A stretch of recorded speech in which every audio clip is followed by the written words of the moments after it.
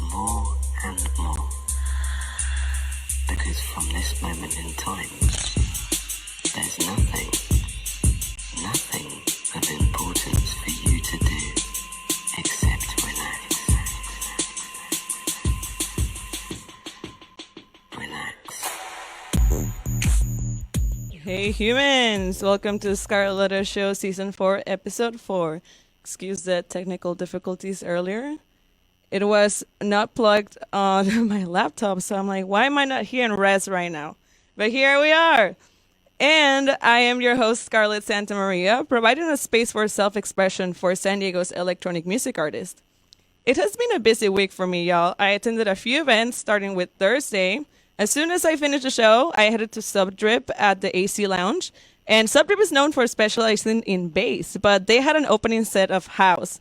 And the funny thing is that when I got there, all my friends are like, look, it's house music, because they know I'm all about it. But I also love some dirty bass, and they always bring it. I can throw down my weirdest moves and get creative on the dance floor. And Saturday, I went to my first cross ever. Yeah, being the night owl that I am, sometimes I feel kind of awkward in day events, but it was still an enjoyable experience. It's a beautiful location with great music, and I saw a lot of creative outfits and danced the night away with my friends. And I'll go more in depth about my cross experience on the EDM Unplugged podcast with DJ MTK this Friday. And lastly, on Tuesday, I went to Nocturne to see my girls, Luna Michelle and Lila, and they threw down some proper dark techno, and I was living for it. And it just made me happy to see a lineup that was majority women, because we need more of that in San Diego. So take notes, people. And now it's time to introduce my super mysterious guest of the night, and his name is Shatterer. Welcome to the show. Hey, how's it going? Yeah, how are you feeling tonight? I'm feeling great. How are you? Great. Did you do anything fun this weekend? Yeah, I've been just hanging out, listening to techno, of course. And I like to know the story behind your name. How do you come up with Shatterer? Oh, the Shatterer. Well, basically it's a long story, but I don't like to talk about it too much, but when I was young, my father, he used to beat me when I played tech house. And, really, at the end of the day, I tried to get past it, but I really couldn't, and I tried to play different types of house music early on, and the thing is, my father shattered my dreams, so this is an ode to my father. He's the Shatterer. He's the Shatterer. You heard that. So you made your dreams come true.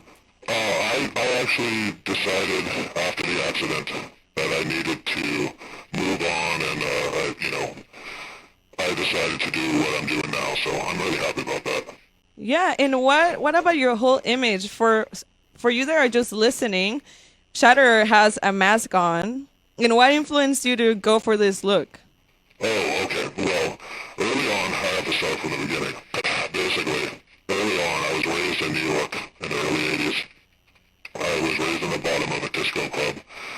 They let me come up sometimes, and, my father was really a big stickler about things, and I ended up doing a lot of different shows around the world. I become a really great DJ, doing disco house, filter house, stuff like that, like Daft Punk kind of stuff. Yeah. Yeah, so I was doing that, and then, the accident happened, the terrible accident. And basically, ever since then, I've had to put on this mask, and there's not much I can tell you about more, except because the trial was coming up. So Yeah, it's okay. Sometimes we feel safer behind a mask. I mean, sometimes I feel that when I go out or when I'm performing or something, I want to wear something to really be myself. Sometimes you feel safer behind the mask. oh yeah, I mean for me it's legal reasons, but for other people.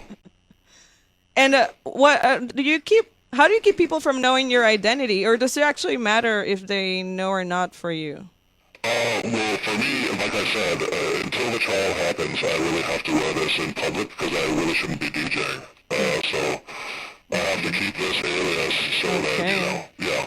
But You're other like, than that, I can't really talk too much about the yeah. past. I try to focus on the future rather than, if I'm out in music, you have to really be progressive, and there's so much exciting stuff happening in techno these days that I really just like to focus on progressing. And I mean, I love the classics are great. Like in New York when I was there, I heard when all the big guys came through, Derek Saunderson, Kevin May.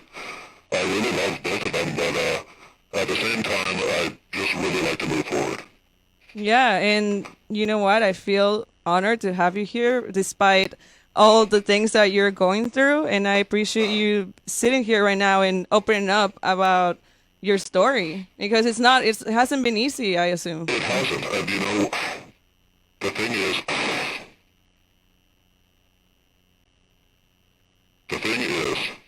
that, you know, I don't get to tell my story very often. And I really appreciate you letting me just open up to my audience, because as a DJ, I can't just sit there and, Exactly. I can't sit there and just say, I'm not playing anymore. I'm going to just pick up the mic and start talking to you about my feelings. So I really enjoy it. Yeah, of course. Yeah, thank you. This is the whole point of my show, to like bring artists, because all of the DJs are behind the decks.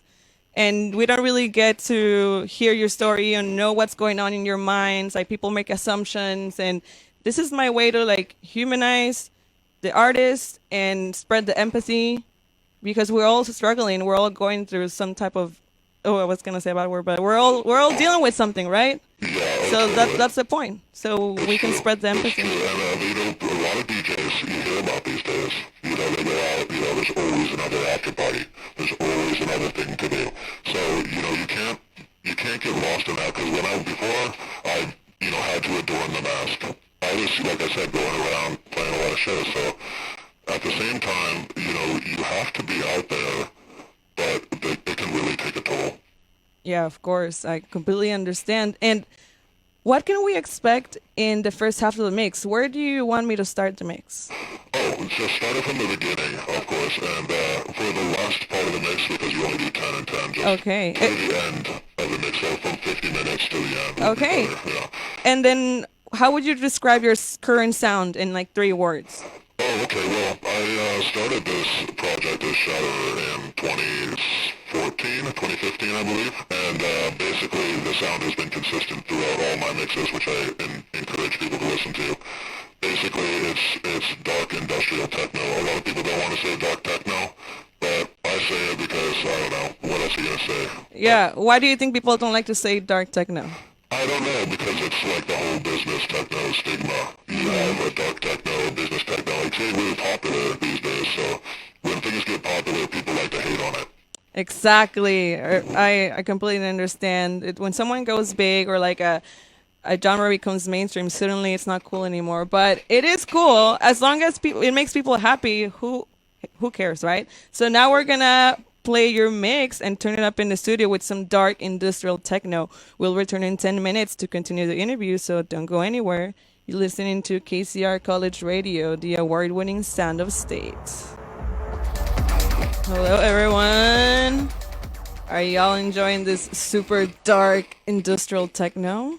I don't think I've ever had this genre. Or actually, yeah, I did once when I had Robin Roth, because she does Sabbath, and it's like more industrial dark techno. So it's nice to have this sound again.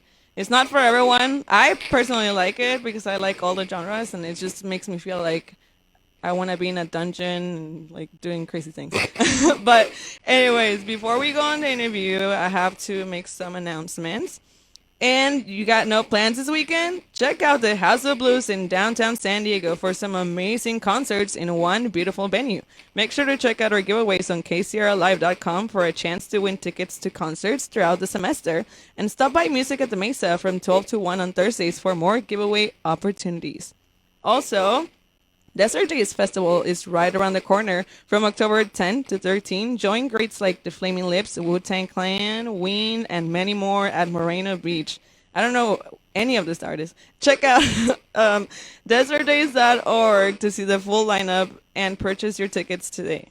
And lastly, Technicians have an event tonight at Rich's Nightclub. Join us for a night of tech house and techno featuring resident DJs Mixoplix and John Bilotti and special guest Harshal. And this is a 21 and up an event, so bring your ID. And it's going to go from 10 p.m. to 2 a.m. Tickets are only $5, y'all. Don't miss out. All right, and I'm back with Shatterer. And I'd like to know, what is it that draws you to this genre of like dark industrial techno? Oh, well, it just goes to my roots. Big God, I gotta say Godflesh fan. Justin K. Broderick, early industrial metal, Napalm Death, Carcass. I was really into death metal when I was a kid. Oh. Yeah, so basically at the end of the day, this kind of techno is just death metal techno. I see it as just noise, and you get the industrial aspects. And even Godflesh with J.K. Flesh, Justin Broderick's other project, you can see that he was playing what I was listening to as a kid. Now he's doing dark techno, and it's the same guy that was in bands when I was listening to him. So Wow. it's like the whole genre has kind of progressed, and we are reaching kind of this apex that I can see. It's really exciting. Yeah, are you happy with the way it's heading? Oh, amazingly happy. I mean, I can see it happening in places like Rotterdam. It was already big, but this is the scene, and it is just exploding. And in America, they're a little late to the party, but in a lot of ways, they're going to shape the scene, and we're going to add a lot to the plate when it comes to the worldwide techno scene. I definitely agree. And where do you get your inspiration to create new mixes? A lot of friends, labels, Omen Recordings, Morgue Records, Green Fetish Records is another great label that's just blowing up with tons of great releases. I just, from the A little years, bit I of just know a lot everything. of people, so I keep in touch with them, I see what they're doing, and then I get a lot of promo lists. I put my name on promo lists, and they send me stuff, so I go through that, and then I see if there's anything I like. A little bit of everything. Just like any other DJ would do, I guess. And is there an artist that you currently look up to? Right now, probably Oleka, which is the Forest people. They're out of the Netherlands. It's one of my favorite producers, Blayasin. Some other labels I really like, Omen Recordings, great material. Gotta check it out. Oscar Malero is an amazing producer, so... And I'd like to know if you practice any ritual before DJing at events. You pet your cat. No, I don't practice any ritual. No, I kind of just, well... Is there something that you do to get into character, like the Shatterer character? The Shatterer. Well, with Shatterer, it's just kind of easy because the music speaks for itself. I just have to be there and play the music, and then people are, it's just the vibe creates from the music. Yeah. All right. And now I'd like to know about the origins of your dark techno event called Archetype. How did it all begin? Okay, well, yeah, Archetype began in 2014 when I came here to San Diego, and it was basically me, Oxcon from Omen Recordings, which is a producer out of LA, another great producer, Elliot Hahn, who's also from LA, and a couple other local guys. In 2014, we did our first Archetype at, in East, at the Bancroft, of all places. You know the Bancroft? No, I don't. There's a bar called the Bancroft in East County, and we did a techno night there in 2014, and that was Archetype #1. And since then, we've been doing events. We brought Black Asteroid, Luis Flores, we brought Oxcon, of course, we brought a couple other great artists, Phantom Flowers.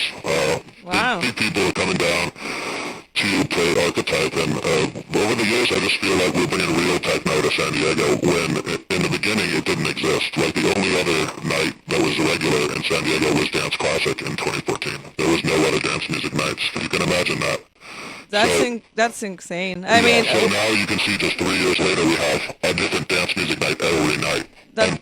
that's so true, because when I first started raving, I was 16, and then there was like the all or like Six and Up event, Scream, which was like a little rave, and then like there was Sugar, Heroes, and then all of those disappeared, and then like the LED events happened, and then I started going to the more like underground events. And I started seeing all this like teas for techno when they had it on Tuesdays, like you said, Dance Classique, and then now there's Take It Easy and Nocturne. There's all these other events, Yeah, right. right? So it keeps growing, and it's and great. basically I just started it because it didn't exist. So I was like, I want a real techno night. A real techno. What constitutes real techno, in your opinion? Well, real techno just is techno. I mean, that's just what it is. I don't know what it's like. Trying to redefine things is weird. And that's just what happens because people lump things. It's like electronica. In the 90s, everything that electronic music was called electronica. And then, like, that's the only definition. So now if you said, oh, that techno is electronica, someone would just look at you funny and go, what is electronica? But that's why words are dumb. I know you just have different words for different things. It's just labels. It is one thing. Yeah, you're right. Yeah, it's funny because, like, if I talk to people, like, say, like, someone that's older that has never heard electronic music before, they say, oh, you like techno music or you like party music, and then someone that's younger that doesn't really know more about the genres, they automatically label it as EDM. But there's just so many other different things. It's not just one or the other. There's just so many genres that constitute electronic music. It's just about being open. Right, and then the nerds come in and they say, this is this genre, this is this genre. the music purists, right? And it doesn't really matter at the end of the day, but it's good to define things sometimes. Because if you like something, like I really like techno, right? I'm going to define it for myself, of course, and I think everybody does it to their own level, but people just don't get to, like, extreme levels. Yeah. You know, they don't go, I'm going to listen to everything and then categorize everything. Yeah. So at the end of the day, it's just how far deep you are into it, and if you want to take it this far, then that's how far you go, and it doesn't matter at the end of the day. As long as you love it, and as long as it's techno for you, that's all that should matter, right? Right. So what is your mission statement with this brand? Okay, so Archetype has always been San Diego-based, dark industrial techno. You know, my whole thing with events is keep it consistent. I don't never book anyone outside my genre, and I never will. So if I never will. If I did, I won't. If I did book a different person outside my genre, it would be a different party. So okay. All right. If you play house, don't even think about playing at Archetype. If you're playing, don't even think about it. I'll have another place for you. You better be some good techno for sure. So, what do you think makes your events stand out from other techno events that are happening now in San Diego? Well, we bring a lot of people from LA. I don't really try to pick my artists from Beatport, so I don't really think about booking people from Beatport at all. I kind of just go with what I know as a consensus of being popular around the world. So basically I have a lot of friends and connections from everywhere, so I could notice trends. Like if a certain artist is getting more trending worldwide, then I can say, this artist needs to be looked at further, and then I take a listen, and if it matches what I think, then I think that it would be an artist I'd want to bring or play. So, yeah, I think that's what sets me apart is just, Yeah, I agree. And what is the most difficult aspect about throwing events in San Diego, in your opinion? Definitely finding a venue. If you have a venue, you don't want to lend it out too often because you don't want to burn the spot. Yeah. But at the same time, you want to have a party. And the other thing is, all the DJs want a slot, but there's not enough parties. They don't want to throw a party. So I think that more DJs should start throwing parties. Yeah, and I agree about the finding a venue because I feel that a lot of these events are happening in the same 2 or 3 venues. Right. And, yeah, I mean, and that could always change at the drop of a hat. Like, if one of those venues was gone, then what would happen, right? What would happen? There's no venue. So you gotta think like in the future, like keep moving forward. And then half of the nights in San Diego are gone. Yeah, think about that. Exactly. Yeah, so you gotta plan for the future, and it's a tough industry to be in, but not really that tough. And what keeps you motivated to continue on this path despite challenges that happen with it? Oh, yeah. I don't really talk about that too much, but at the same time, I keep motivated because the music is driving me. I mean, it's not even me at this point. I'm just going to keep on going. It's like some other kind of entity is kind of guiding me. When I pick my mixes, sometimes it feels like the music just comes to me out of nowhere, like it gets dumped in my lap, and then it just makes it really easy. Other times, maybe about 10% of the time, it's a real bitch finding new tracks, you know? It's really hard. And, but 90% of the time, it's just butter. Yeah, because you're so passionate about it, it kind of just falls into you. Exactly. And I think that's the way you do it. If you dedicate your life to something, and you're always around that thing, and then it just comes to you. Yeah, It's the law you of become a attraction. professional at it. The law of attraction, yeah. Oh Well, yeah, I believe in the law of attraction 100% Yeah. because you really like all the energy and like everything that you put out there, you get it back. exactly. And that's if you're doing things the wrong way, you'll get the wrong things back. So, No, yeah, I completely agree. And how did you come up with the name, by the way, Archetype? oh, okay, Archetype. It was just, I mean, in 2014, I was doing it with a group of people, and there was no real story behind it. It was just that we wanted to make the typical sound of something that would just be there, and it would be the Archetype is the event that you would go to for techno, you know? Yeah, So, I mean, in the end, I like it. yeah, in the end, it really comes down, thank you, in the end, it really comes down to how you market yourself, and marketing and art don't really work out too well. So putting too much thought into the brand or the logo, it's really not worth it. You just need to have something that you are able to put yourself behind 100%, and then things come from that. Yeah, and when we were talking a little bit off air about how you want to have parties that have like a more of a limited amount of people that make it more private. Can you expand on that? Like, why is that? Okay, well, basically, when you're limiting the amount of people coming, you have more intimate vibrations, and, you know, I don't know, I don't use the word vibrations, especially when I'm Shatterer, but, It's but okay. anyway, it's less people, it's a better vibe, for sure, and then, it just lets you go later, and you have less risks, and if you're doing undergrounds or whatever you plan on doing, if you have more people, it's just more liability. Yeah, and it's I'd more, rather it's more exclusive too. exactly, I'd rather have fewer quality people than thousands of people that don't care what they're listening to. Exactly. No, I agree, and that's how you like curate the vibe. Then because you have the right people there. And what are your thoughts on San Diego's electronic music scene as a whole? You can start with like something positive, and then maybe something that needs improvement. Oh, okay. Well, everything positive. San Diego, to me, has been one of the fastest moving electronic music scenes I've seen.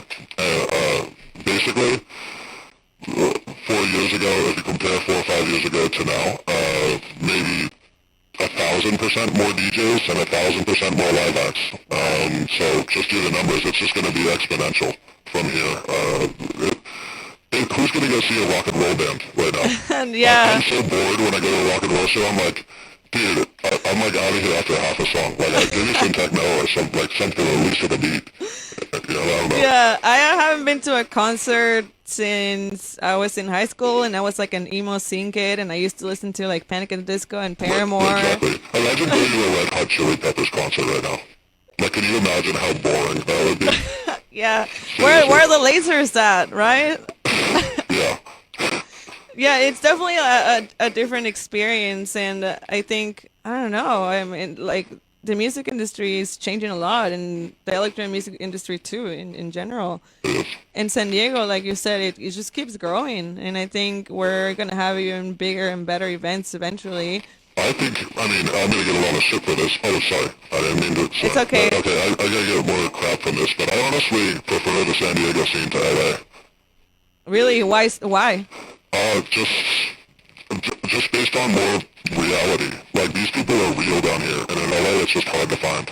And you know what? That you mentioned that, it makes me think. I've been partying in LA too much, but it's definitely a different vibe. I feel like people are a little bit more pretentious over there, and they think they're like, Yeah. they think they're so cool because they're in LA. And then here, the community, everyone is so diverse. And if you want to dress up, you can dress up. If you want to show up in a t-shirt or whatever, you can pretty much anything. You know, we're not here to judge, or we're not here to see who's better and who's Exactly. not. It's almost like we're the little sister from LA that, Yeah. and like, it's we're the opposite. LA's like, oh, we deserve this, and, you know, DJs are all kind of, well, not all, of course. There's some great people in LA. The Black Lodge is amazing. 6 a.m. is also doing some amazing things, don't get me wrong, but I'm trying to talk up San Diego here, not diss on LA. Yeah. LA is great, but I'm saying San Diego is a budding. It's starting. Oh, And yeah. it's great. It's gonna get up there. I love San Diego, man. Every time I go anywhere else in the world and I come back home, like the feeling, I can't even describe how happy I feel to be here. So now it's time for the human experience section when I'll be taking a peek into your deepest thoughts. And the first question is, what activity makes you feel the most alive? Oh, okay, great. Well, I've been a musician since I was a little kid, so just playing music is, of course, the best. Oh, really? What was the So, first instrument you learned how to play?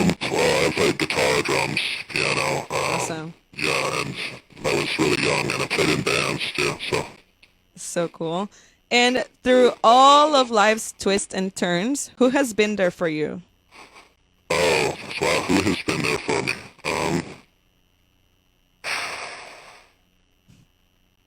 Well, I would love to say Your my cat. I would love to, yeah, I would love to say my cat. I don't mind my cat. Actually, I can have a cat. All right, yeah, my cat. I think that's great. Yeah. All right. And what is the biggest change you've made in your life this year? Biggest change. Okay, well, I am currently investing in a place to work, so my biggest change is going to be a warehouse space. Ooh. Yeah. Stay tuned for that. When was the last time you tried something new? The last time I tried something new, wow. Well, I'm constantly learning new things, so I think that trying something new is just like learning something new. So I probably yesterday or today, I don't know. That's great.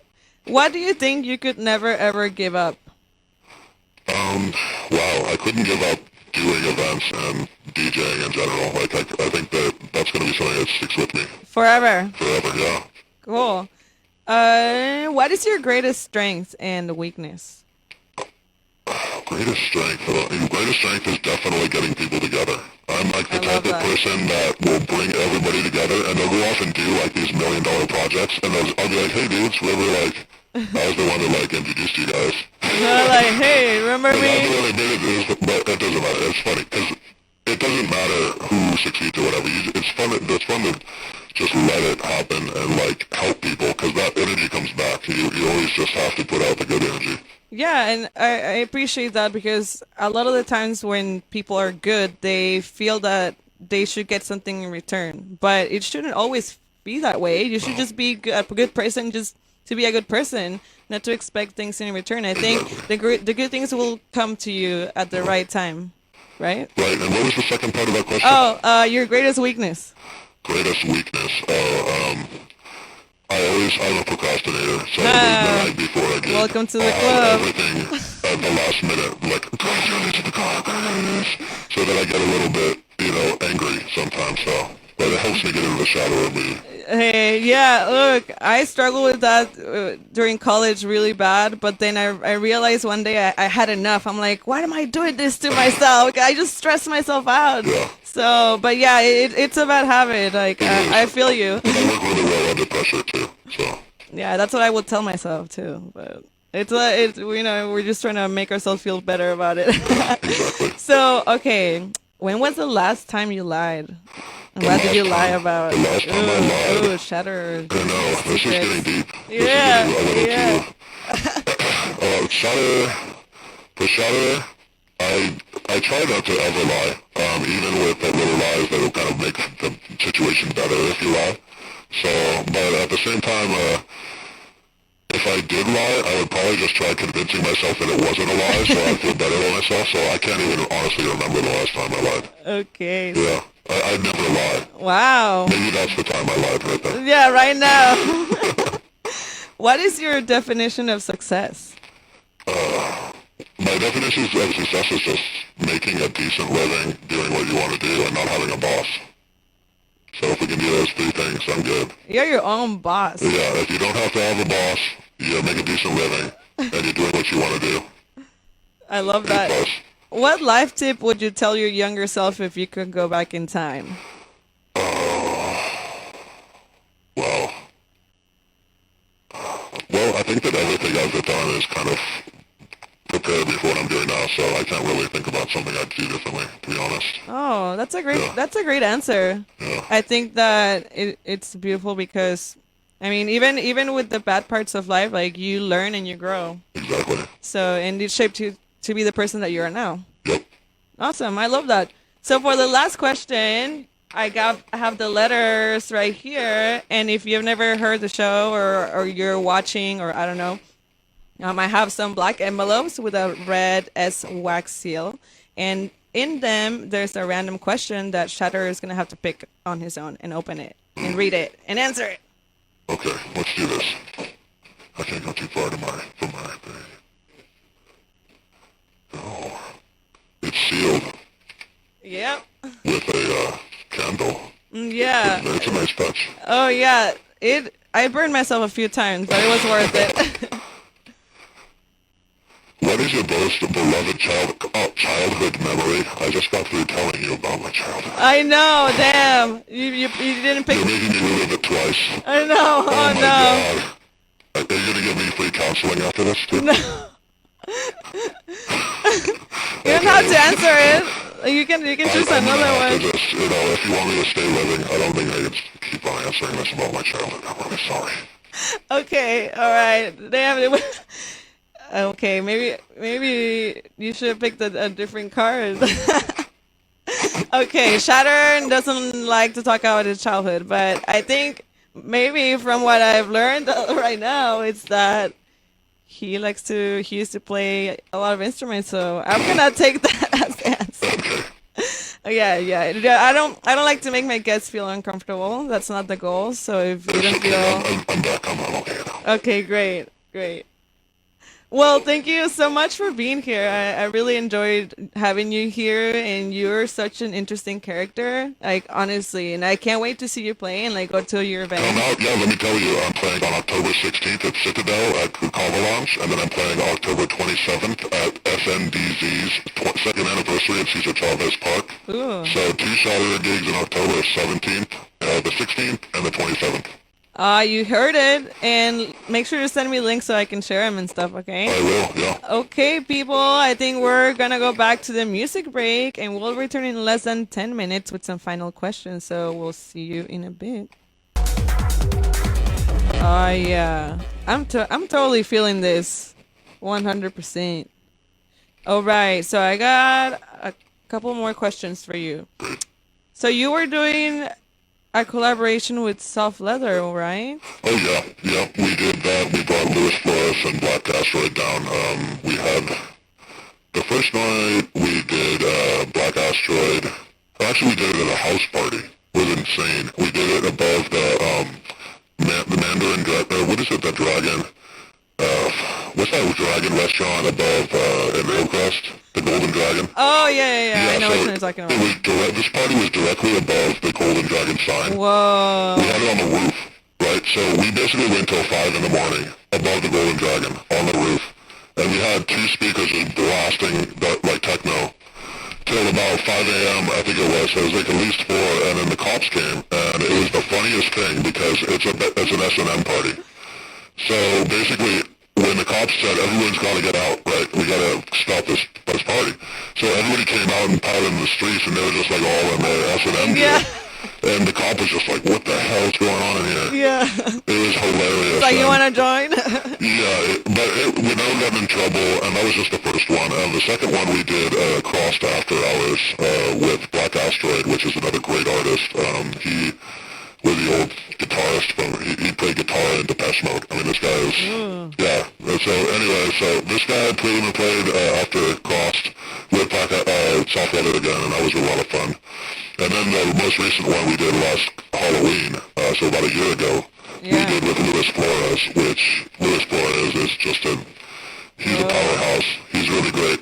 And that was also with OxCon from Omen Recordings. Are you doing any future collaborations with them? Soft Leather, the last one I played about 3 or 4 months ago, was at the Rail, and oh yeah, I remember that. Yeah, I headlined that one, and it was a good one. But after that, the Rail it was a venue thing. We couldn't really have a good suitable venue for that. Okay. Yeah, because it's really changed, but LA is not too far. So if people want to go to Soft Leather, they can go to LA. Yeah, and so are you into BDSM? No, me personally, I was doing with Archetype. We were partnered with Soft Leather because we wanted to provide the soundtrack to the event. And it just fits. Like, dark industrial techno really does fit perfectly with that whole vibe. So we did that, but no, my contribution to Soft Leather was strictly musical. Okay, like with your look and all, I would think that you would have some like whips hidden in your dungeon somewhere. So I'm like, Yeah. Well, without exposing too much, no. okay, well now you know, ladies and gentlemen. All right, and what does the future hold for Shatterer? Okay, so in the future we're doing more events. Like I said, I got those 2 coming up. We're going to be doing some kind of private events soon with Archetype. Working with more people, working with the folks, Nothing Beyond Black crew with Citadel, and also maybe again in November we're bringing Warren D. So I'm not bringing Warren D, but I'm working with them to bring. Awesome. So that's something else to look forward to in San Diego in November. Fantastic. I'm looking forward to it. Do you have any last shout-outs or anything that you'd like your fans to know before we go? Nope, just about the events, and go listen to my mixes because they're up and they're really consistent, so check them out. All right. Well, thanks again for being here and for sharing your story, and it was a blast, honestly. Thank you. And don't forget that the shows will be up on my YouTube this weekend. I'll be sharing the links on my socials, or if you want to listen to the past shows, you can do it right now too. Just search for Scarlett Show on YouTube and Facebook. And thanks for joining us tonight. Until next Thursday.